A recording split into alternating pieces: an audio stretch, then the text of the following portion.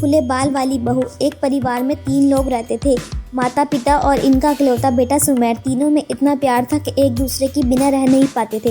एक दिन शैला ने सोचा, अब सुमेर बड़ा हो गया, अब इसकी शादी कर देनी चाहिए। ये बात शैला ने अपने पति से कही। अजी सुनते हो, हमारा बेटा बड़ा हो गया है, क्यों ना अब इसकी शादी कर दी जाए। कह तो ठीक रहे हो, समर बड़ा हो गया है, मैं इसके लिए कोई अच्छी सी लड़की ढूंढता हूँ। लाश ने कई जगह शादी की बात की और बहुत रिश्ते भी देखे, पर कहीं बात नहीं। कभी सुमेर को लड़की पसंद नहीं आती तो कभी लड़की को सुमेर पसंद नहीं आता। ऐसे ही कुछ दिन बीत गए। एक दिन सुमेर जी के मामा जी ने रिश्ता बताया और सुमेर और इसके पिता लड़की देखने गए।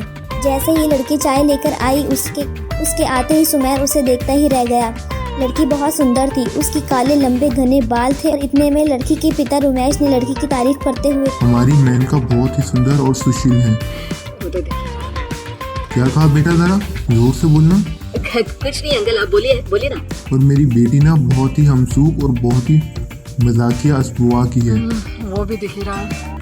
क्या हुआ बेटा, कुछ कहा क्या तुम? कुछ नहीं अंकल, कुछ नहीं। सुमेर ने चाय की चुस्की लेते हुए मुंह बनाते हुए कहा। जैसे तैसे रमेश ने चाय, क्योंकि मैंगा ने उसमें चीनी की जगह नमक डाल दी। रमेश ने मैंगा को घूर के देखा तो मैंगा जोर जोर से हंसते हुए कहने, अप्रैल फूल, अप्रैल फूल।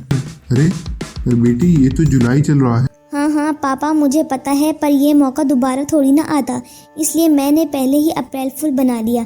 जी, ये कहकर मैंगा और जोर से हंसने लगी। रमेश ने सुमेर से कहा, माफ करना बेटा, मैंने पहले ही कहा था ना, मेरी बेटी थोड़ी मजाकिया है।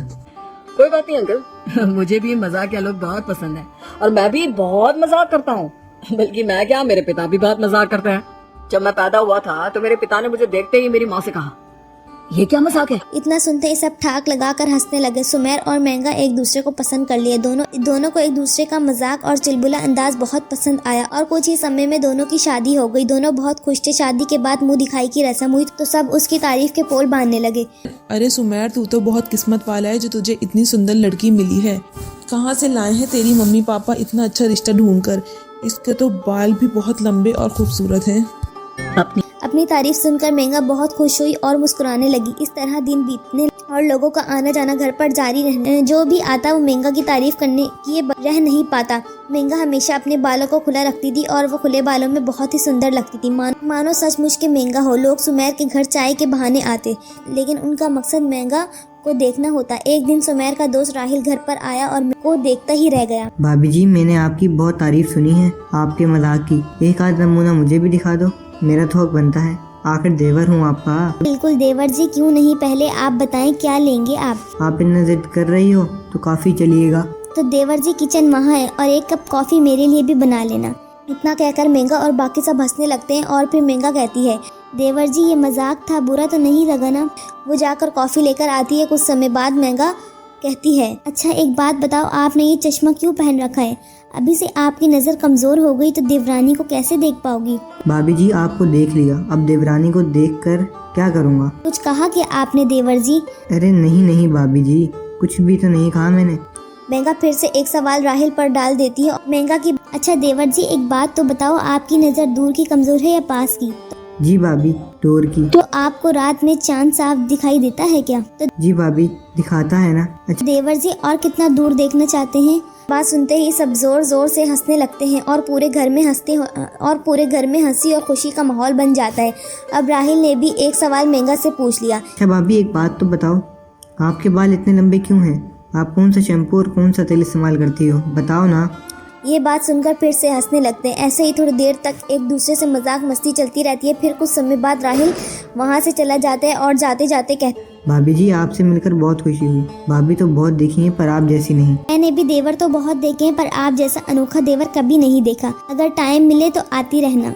राहिल वहाँ से चला जाता है और फिर शाम होते ही गली के लोग घर आकर मैंगा से घंटों बैठकर बातें करते हैं और हर समय कोई ना कोई उसे देखने के बहाने आता रहता है। सुमेर और उसके माता पिता को ये बात अच्छी नहीं लगती तो वो मैंगा को समझाते। मैंगा, तुम अपने बाल बांध कर रखा करो ना, मुझे पसंद नहीं कोई बेवजह आकर तुम्हारी या तुम्हारे बालों की तारीफ करे। ये लोग जो घंटों तक चाय पीने के बहाने बैठे रहते हैं ना, ये सब तुम्हें देखने के लिए बैठे रहते हैं। बहू, तुम इस बात का बुरा मत मानो, तुम हमारी बेटी जैसी हो, तुम्हें समझना हमारा फर्ज है। आगे तुम कुछ समझदार हो। जी आप लोग ठीक कह रहे हैं, मैं अपने बाल बांध कर रखूंगी और किसी से बेवजह बात नहीं करूंगी। अब मेघा ने अपना रवैया बदल दिया। वो सिर्फ अपने पति और घर वालों के साथ ही वक्त गुजारती थी। एक शाम मेघा और सुमेर साथ में बैठे थे। मेघा सुमेर से कहती है, अच्छा एक बात बताइए, क्या आप मेरी ऐसी तारीफ कर सकते हैं जो सुनकर मुझे खुशी भी हो और बुरा भी लगे? भगवान ने आपको बड़ी फुर्सत से बनाया होगा, क्योंकि बेकार की चीज तो फुर्सत में ही बनती है ना। सुनकर वो थोड़ा गुस्सा हो जाती है। तब ही माफी मांग हुए सुमेर जोर जोर से हंसने लगता है और ये खुशी खुशी अपना जीवन बिताने लगता है।